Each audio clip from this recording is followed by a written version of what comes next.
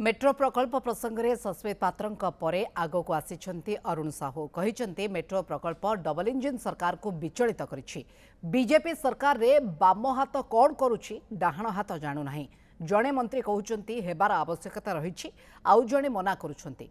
एबे एमपी चिठी लिखुंट मुख्यमंत्री तुरंत मेट्रो नहीं मुह खोलंतु बोली अरुण दाबी करिसेंती।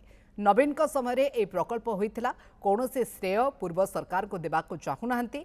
डीपीआर बदलाइले तापरे मंत्री स्तरीय कमिटी कहिला वायबुल होय नाही किए कौन कहूची ताहा जना पड़ू नाही। कांग्रेस नेता मानस चौधरी कहिसेंती जे मेट्रो प्रसंग में सरकार प्रहसन करुछंती। तत्कालीन सरकार निजस्व अर्थरे मेट्रो प्रकल्प करने को निष्पत्ति नेइथिले। सेथिपई 270 कोटी अधिक टंका खर्च करथिले। 500 कोटी टंका खर्च होइथांता जदि राजस्थान में होई पारुछि एठी काहेकि नुहे बोली कांग्रेस प्रश्न करिछि। मेट्रो रेल प्रोजेक्ट वर्तमान डबल इंजिन सरकार को विचलित करिछि। मेट्रो प्रोजेक्टर आवश्यकता अच्छी कहीं जी जहाँ कहते सब भूल भाल कथा कहते बाँ हाथ कौन कहूँ डाहाण हाथ काटुची डाहाण हाथ कौन कहूँ बाँ हाथ जाणुनी।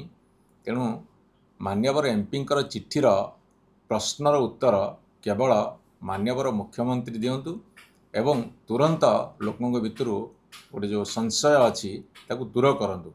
सारा राज्य कौन ओडावासी भुवनेश्वरवासी कौन सारा राज्यवासी जानी गोटे आम राज्य गोटे मेट्रो चलो आम गोटे नुआ जिन पाइबू आज ना काली तार रिक्वायरमेंट होता। तो जेहतु डबल इंजिन सरकार नेला बेलू डबल इंजिन सरकार देला बेलू किसी नुह ये खाली ओडिशा लोक भुआ बताऊँ। जदि तुम कर नाला ताले से तो पदे विरोध कर जो डबल इंजिन सरकार आसीगला सब होगा तुम 50% से कहीं देलनि नदेक कौच बर्तमान रेलवे बोर्डर नियम हिसाब से लागू हो पारनी एटी लोक हेबेनी आज लोक न होते तुम जो पर्यटन कम्प्लीट होता से लोक होता ये केवल प्रहसन कर चल आउ कि काम नहीं।